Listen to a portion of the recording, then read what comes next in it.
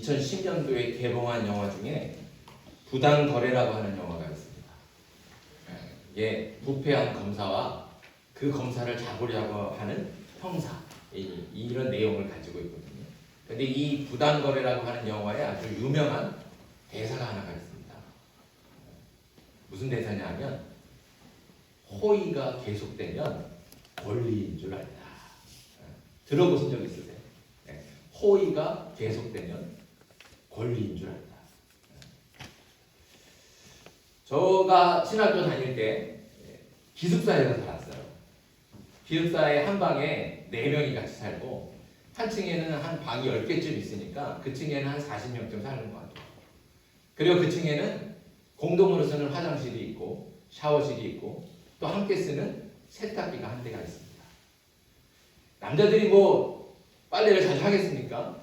또 자주 하기 힘든 게 40명이 세탁기 하나를 쓰는 거예요. 그러니까 또 수업에 가야 되고 또 시간 놓치다 보면 빨래 돌리려고 하는데 누가 돌리고 있고 그래서 수업 갔다 오면 갖다서 돌려주는데 그 사이에 또 누가 또 돌리고 있고 그러면 이제 빨래 돌리기가 힘들어지는 거예요. 그럼 방마다 이렇게 빨래들이 쌓여 있게 되죠. 그럼 냄새나고 지저분하고 그래서 기회가 있으면 되도록이면 이렇게 좀 빨래를 모아갖고 다른 사람, 같은 방에 쓰는 뭐 후배든지 같이 좀 돌리려고 해요. 제가 그렇게 이제 후배의 빨래를 같이 좀 몇 번 돌려줬어요. 근데 어느 날 제가 이제 그날 빨래를 좀 하려고 세탁기에 비어있길래 잽싸게 빨래를 하려고 빨래를 제가 빠르게 지금 주섬주섬 모으고 있었어요. 그랬더니 후배가 제 앞에다가 빨래를 딱 갖다 놓더니 형, 제 것도 좀 해주세요. 저 수업 가요. 그리고 휘 갖고 나가는 거예요. 제 마음이 좀 어땠을까요? 기뻤을까요? 그러지 않겠죠. 딱 그 말이에요, 이 말. 호의가 계속되면 걸린 줄 아는 거예요. 나는 그 호의를 베풀어서 빨래를 몇 번 돌려줬는데 그게 마치 당연한 권리처럼 저한테 빨래를 맡겨놓고 가는 거예요. 제가 속이 뒤집어지지 않겠습니까? 아마 이렇게 이런 경험들이 있던 분들이 종종 있을 겁니다. 이거 아주 못된 버릇이에요. 오늘 말씀에 등장하는 야고보와 요한이 바로 그런 사람이 아닐까 이렇게 생각이 됩니다. 예수님에게는 12명의 제자가 있었습니다. 그런데 그 중에서도 각별하게 생각하셔서 따로 데리고 다니시는 제자들이 있어요.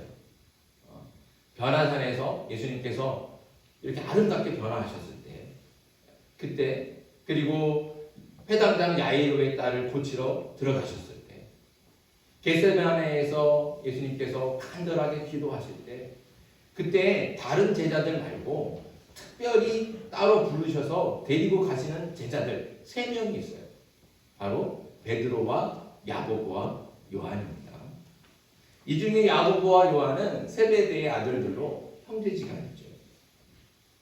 예수님께서는 이 3명을 유독 아끼셔서 더 가까이에 두셨고 특별한 곳에 갈 때는 다른 제자들은 물리치고 이 3명은 꼭 데리고 가셨어요. 그러니 이 3사람의 입장에서는 얼마나 큰 은혜입니까? 베드로와 야고보와 요한은 예수님께 특별한 은혜를 받은 것이고 예수님은 이들에게 정말 큰 호의를 베풀어 주신 거예요. 그렇죠? 그러나 야고보와 요한은 예수님의 호의를 마치 자신들의 권리인 줄 착각하고 예수님을 찾아와서는 아주 무리한 그리고 무례한 요구를 하고 있습니다. 오늘 35절 말씀 우리 한번 같이 읽어볼까요? 35절 시작. 세베대의 아들 야고보와 요한이 주께 나와 여짜오되 선생님이여 무엇이든지 우리가 구하는 바를 우리에게 하여 주시기를 원하옵나이다. 베드로, 이 야고보와 요한이 예수님을 찾아와서 뭐라고 얘기합니까? 선생님이여 무엇이든지 우리가 구하는 바를 우리에게 하여 주시기를 원하옵나이다. 더 쉽게 말하면 선생님 우리가 요구하는 것은 무엇이든지 다 해주셔야 됩니다. 이렇게 말해요. 자, 이게 부탁입니까? 요청입니까? 이건 부탁이 아니잖아요. 그렇죠? 무엇을 요구하든지 다 들어줘라. 이게 어떻게 부탁입니까? 이거 칼만 안 들었지 이거는 협박이에요. 협박. 예수님이 빚진 것도 아닌데 이들은 당연하다는 듯이 자신들의 요구를 들어주라고 말하고 있는 겁니다. 배은망덕한 놈들 아닙니까? 그런데 돌아보면 우리도 비슷한 것 같습니다. 우리는 다 죽을 수밖에 없는 죄인인데 심판을 받고 형벌을 받아서 죽어야 할 것은 우리인데 하나님께서는 예수 그리스도를 이 땅에 보내주셔서 우리를 대신하게 하셨습니다. 우리를 대신해서 조롱과 핍박과 고난을 당하시고 십자가에 죽으셨습니다. 얼마나 큰 은혜입니까? 내가 조롱을 당하고 내가 핍박을 당하고 우리가 다 죽어야 될 건데 그 모든 것들을 대신해서 예수님께서 조롱을 당하시고 핍박을 당하시고 우리를 대신해서 죽으셨다니까요. 얼마나 큰 은혜예요. 게다가 우리의 죄를 용서한 것뿐만 아니라 죄인된 우리를 하나님의 자녀로 삼아주시고 하나님의 아들 예수 그리스도와 함께 부활과 영광의 자리까지 거기까지 함께 하도록 우리를 초대해 주시는 거예요. 이보다 더 큰 은혜가 어디에 있습니까? 이보다 더 큰 호의가 어디에 있습니까? 우리가 이렇게 숨쉬고 살면서 하나님을 찬송하며 예배하고 살 수 있는 것, 이것만으로도 큰 은혜입니다. 우리의 능력으로 얻은 것이 아니고 우리의 노력으로 차지한 것이 아니고 우리가 누릴 만한 그런 자격이 있어서 누리는 것도 아니에요. 오직 하나님께서 값 없이 대가 없이 베풀어 주신 은혜로 지금 우리가 이렇게 기쁘고 행복하게 살아가고 있는 겁니다. 이만큼 사랑받고 이만큼 은혜 받고 이만큼 축복 받았는데 사실 우리가 받을 수 있는 건 이미 다 받았지 않습니까? 그런데 우리는 또 부족하다고 이것도 달라 하고 저것도 달라 하고 마치 그게 내 것인 것 마냥 하나님께 달라고 요구합니다. 그리고 조금이라도 늦게 되고 내가 원하는 것하고 다르면 왜 안 주냐고, 왜 이렇게 늦냐고, 왜 내 기도는 안 들어주냐고 하나님을 원망하지 않습니까? 은혜를 권리로 착각한 야고보와 요한하고 우리하고 다를 게 하나도 없습니다. 그러면 다시 말씀으로 돌아와서 야고보와 요한은 왜 은혜도 모르고 예수님께 무례한 요구를 하고 있을까요? 그 이유는 예수님이 이렇게 말씀하십니다. 38절에 예수께서 이르시되 너희는 너희가 구하는 것을 알지 못하는도다. 너희는 너희가 구하는 것을 알지 못한다. 이 말씀이 무슨 의미일까요? 야고보와 요한이 예수님께 찾아와서 구하는 것은 예수님의 오른쪽과 왼쪽이었어요. 이들이 찾아서 말합니다. 주님께서 영광의 자리에 오르시면 하나는 오른편에 하나는 왼편에 앉게 해 주십시오. 이렇게 예수님의 오른쪽과 왼쪽을 달라고 예수님께 요구했습니다. 야고보와 요한이 말하는 예수님의 오른쪽과 왼쪽은 뭐겠습니까? 누가 뭐래도 이거는 높은 자리를 얘기하는 거예요. 그러니까 권력, 힘, 돈, 명예 이런 걸 갖고 싶다는 거예요. 더 쉽게 말하면 세속적으로 말하는 출세와 성공이 하고 싶은 겁니다. 그런데 야고보와 요한이 왜 예수님께 출세와 성공을 달라고 요구하고 있는 걸까요? 제자들은 예수님이 예루살렘에 가시면 막강한 힘과 능력으로 로마 군대를 무찌를 유대인의 왕이 될 줄 알았어요. 예수님이 유대인의 왕이 돼서 로마 군대를 무찌르고 이스라엘을 로마에서 독립시켜줄 그런 왕이 될 줄 알았어요. 그래서 이스라엘을 로마보다도 더 큰 제국으로 만들어서 로마가 누렸던 그 부귀와 영화를 이스라엘이 똑같이 누리게 될 거라고, 그렇게 해주실 거라고 기대하고 있었다. 예수님이 그런 강력한 왕이 되면 당연히 예수님을 가장 가까이에서 3년 동안이나 쫓아다니면서 예수님을 모셨던 제자들, 이 제자들은 개국 공신이나 마찬가지입니다. 그러지 않겠습니까? 그럼 제자들도 나라의 중요한 요직 하나 정도는 당연히 내가 받을 거라고 다 각자 그렇게 기대하고 있는 겁니다. 더군다나 야고보와 요한은 예수님께서 특별히 아끼시고 사랑하는 제자였으니 왕 다음으로 높은 자리가 아니면 성이 차지가 않는 거예요. 왕 바로 다음 2인자 왕의 오른쪽과 왼쪽이 아니면 성이 안 차는 거예요. 왜? 나는 그만큼 예수님한테 사랑받은 제자였으니까. 나는 특별히 예수님한테 더 많은 사랑을 받았으니까 당연히 그 자리는 내 거야 라고 스스로 그렇게 생각한다는 것이죠. 그렇게 더 높은 자리에 가서 출세하고 성공해야 마땅하다고 스스로 그렇게 생각했다는 겁니다. 그래서 야고보와 요한이 예수님을 찾아와서 예수님의 오른쪽과 왼쪽의 자리를 달라고 그렇게 무례한 요구를 하고 있는 겁니다. 그런데 예수님이 정말 로마를 정복할 왕이 되기 위해서 이 땅에 오셨습니까? 이스라엘을 로마에서 해방시켜줄 그런 강력한 왕이 되기 위해서 예루살렘으로 올라가시는 겁니까? 그렇지 않습니다. 예수님께서 예루살렘에 올라가시는 이유는 뭡니까? 오늘 말씀 앞에 있는 33절과 34절 보세요.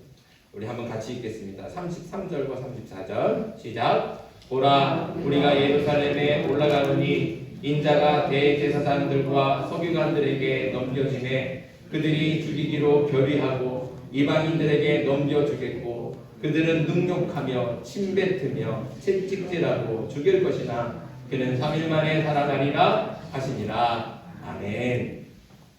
예수님은 당신이 예루살렘에 올라가면 조롱과 모욕과 고난을 당할 것이고 십자가에서 죽으셨다가 3일 만에 다시 살아날 것이다. 이거를 제자들한테 분명하게 말씀해 주셨습니다. 이 일을 위해서 예루살렘에 올라가시는 거예요.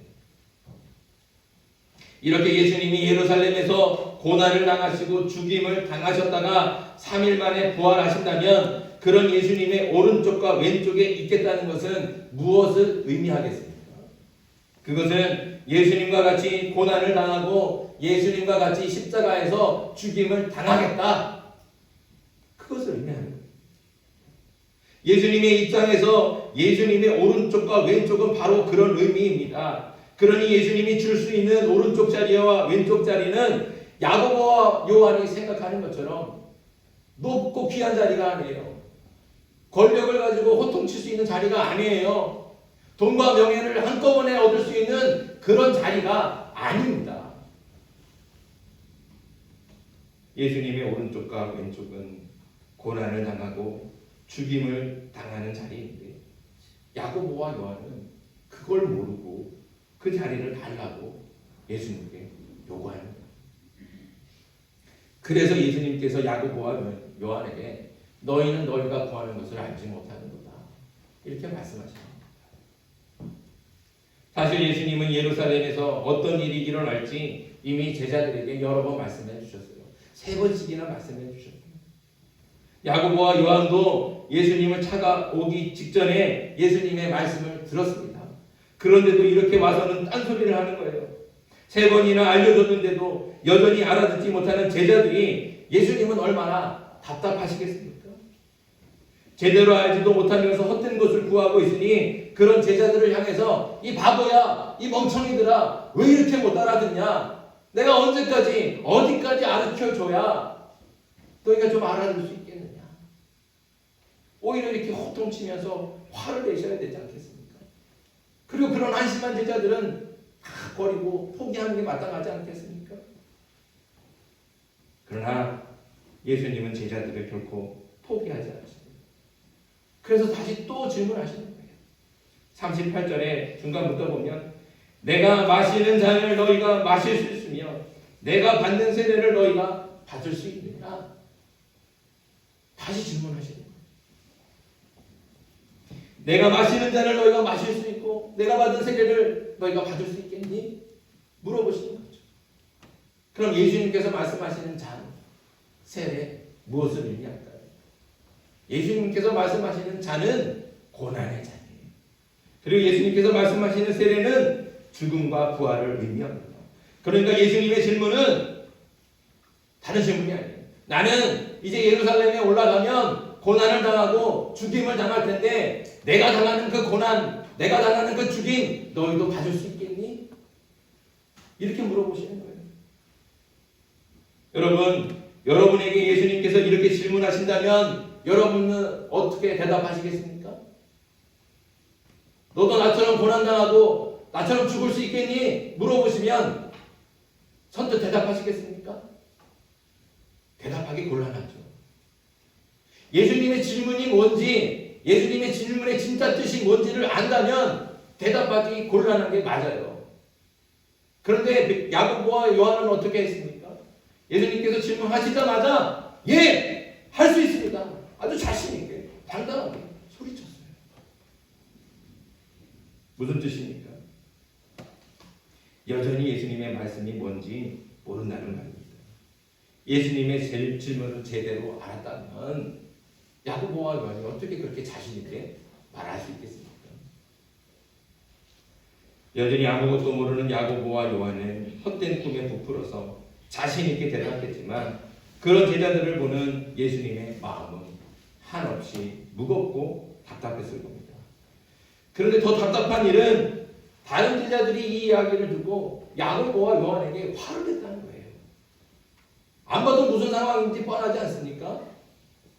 나머지 제자들이 그랬을 겁니다. 왜 예수님의 오른쪽과 왼쪽이 니네들 거냐? 니네들이 뭔데? 니네들이 무슨 자격이 있다고? 니네들이 뭐가 잘났다고? 그 자리는 내 거야! 꿈도 꾸지 마! 이렇게 제자들이 막 목소리 높여서 큰 소리 치면서 삿다질 해가면서 서로 싸우고 있는 거예요. 한심한 것은 야고보와 요한뿐만이 아닙니다. 제자들 12명 모두가 다 똑같이 다 무지하고 한심하죠. 그럼 왜 제자들은 이렇게 아무것도 모를까요? 3년이나 예수님을 그렇게 가까이서 같이 밥 먹고 같이 잠자고 같이 생활하고 제일 가까운 자리에서 예수님의 말씀을 들었는데도 왜 이렇게 못 알아들을까요? 그건 제자들이 다른 욕망을 숨기고 있기 때문에 그렇습니다. 사실 제자들이 예수님의 오른쪽과 왼쪽을 차지해서 남들보다 더 출세하고 성공하고 싶은 이유는 따로 있습니다. 42절 봅시다. 42절 한번 같이 읽겠습니다. 시작. 예수께서 불러다가 이르시되 이방인의 집권자들이 그들을 임의로 주관하고 그 고관들이 그들에게 권세를 부리는 줄을 너희가 알거니와. 여기 이방인들은 로마 사람들입니다. 로마 권력자들. 당시 이스라엘은 로마의 식민지였습니다. 그래서 로마의 집권자들은 막강한 권력으로 유대인들을 종처럼 부렸고 함부로 무시했으며 강압적으로 짓눌렀습니다. 유대인들은 대항할 힘이 아무것도 없어요. 힘이 없으니까 로마 권력자들이 시키면 시키는 대로 할 수밖에 없었고 무시하면 무시를 그냥 당해야 됐고 집 밟으면 그냥 집 밟힐 수밖에 없었어요. 유대인들은 분하고 억울했지만 대항할 힘이 없으니까 그저 속으로 증오하고 미워하고 나쁜 놈들이라고 욕했겠죠. 그런데요, 아이러니하게도 제자들의 마음에는 자신들도 로마 권력자들처럼 사람들을 종처럼 부리고 싶고 큰 소리치며 무시하고 싶고 무섭게 명령하고 호통치고 싶은 거예요. 그런 욕망이 있다는 겁니다. 그렇게 증오하는 로마 권력자들처럼 똑같이 나도 사람들을 종처럼 부리고 함부로 무시하고 큰 소리 치면서 막 고개 힘주고 어깨 힘주고 다니고 싶은 거예요. 그런 욕망이 다 그 안에 숨어 있는 겁니다. 제자들이 예수님의 오른쪽과 왼쪽을 차지하고 싶은 이유가 바로 이겁니다. 자신들도 로마 권력자들처럼 높은 자리에 앉아서 낮은 사람들의 섬김을 받고 싶었던 겁니다. 예수님은 제자들의 이런 욕망을 꼭 집어서 말씀하십니다. 42절의 말씀이 그런 거예요. 권력자들이 사람들을 함부로하고 무시하고 그런 거 너희들 알지 않니? 그 알다는 것은 너희들이 그것을 꿈꾸고 있지 않니? 그래서 예수님께서 이어서 말씀하십니다. 43절에 너희 중에는 그렇지 않을지니. 무슨 뜻입니까? 너희는 그러지 마라. 로마 권력자들처럼 그렇게 하지 마. 예수님은 부드럽게 명령하셨습니다. 그런데 여러분, 우리도 그렇지 않습니까? 대기업 회장이 직원들에게 갑질하는 뉴스를 듣고 분노하고, 그런 갑질하는 회장 우리가 얼마나 벌레 보듯이 경멸합니까? 그런데 한편으로는 그래도 갑질 당하는 사람보다는 갑질하는 사람이 되고 싶어요. 그렇게 갑질할 수 있는 돈과 권력을 가진 사람이 부럽지 않습니까? 그렇게 부러워하지 않습니까? 그러면서 나보다 조금 못한 사람을 만나고 나보다 약하다고 생각하면 대기업 회장 못지않게 모질게 말하고 무시하고 함부로 하지 않습니까? 내가 무시당했던 것은 까맣게 잊어버리고 나를 무시했던 사람과 똑같이, 아니 그보다도 모질게 악한 말로 사람들을 무시하고 있지 않습니까? 제자들이 딴 데 멀리 있지 않습니다. 바로 저와 여러분, 우리 안에도 그런 욕망이 숨어 있어요. 예수님께서는 제자들 안에 또 우리 안에 숨어 있는 그 욕망을 바라보게 하시는 거예요. 깨닫게 하시는 거예요. 그리고 그 욕망을 바꾸어 주고 싶은 거예요. 섬김을 받고 싶은 그 마음을 섬기는 마음으로 바꾸려고 합니다. 출세와 성공만 놓고 보면 절대로 나쁜 것이 아닙니다. 누구라도 높은 자리에 올라가야 하고 돈도 많이 벌어서 부자도 될 수 있습니다. 하지만 그렇게 출세하고 성공해서 뭘 하려고 합니까? 혹시 어깨와 목에 힘주고 큰소리 치면서 사람들 위해 군림하고 명령하고 싶어서, 그래서 출세하고 그래서 성공하고 싶은 거 아니겠습니까? 예수님께서는 우리 안에 있는 이 이기적이고 세속적인 욕망, 이거를 깨닫고 바꾸길 원하시는 거예요. 섬기고. 그래서 43절과 44절에 말씀하십니다. 한번 같이 읽습니다. 시작. 너희 중에 누구든지 크고자 하는 자는 너희를 섬기는 자가 되고, 너희 중에 누구든지 으뜸이 되고자 하는 자는 모든 사람의 종이 되어야 하리라. 아멘. 여러분 이 말씀을 오해하시면 안 돼요. 예수님께서 지금 큰 사람 되는 거, 으뜸이 되는 거, 그 방법 가르쳐 주시는 게 아니에요. 너 큰 사람 되고 싶으면, 큰 사람 되려면, 높아지려면, 1등 되려면 섬겨라, 이렇게 얘기하시는 게 아니에요. 예수님의 말씀은 이런 겁니다. 섬길 때, 섬김을 받을 때보다 더 큰 기쁨이 있고, 모든 사람의 종이 될 때, 주인일 때하고는 비교할 수도 없는 행복이 있다는 거예요.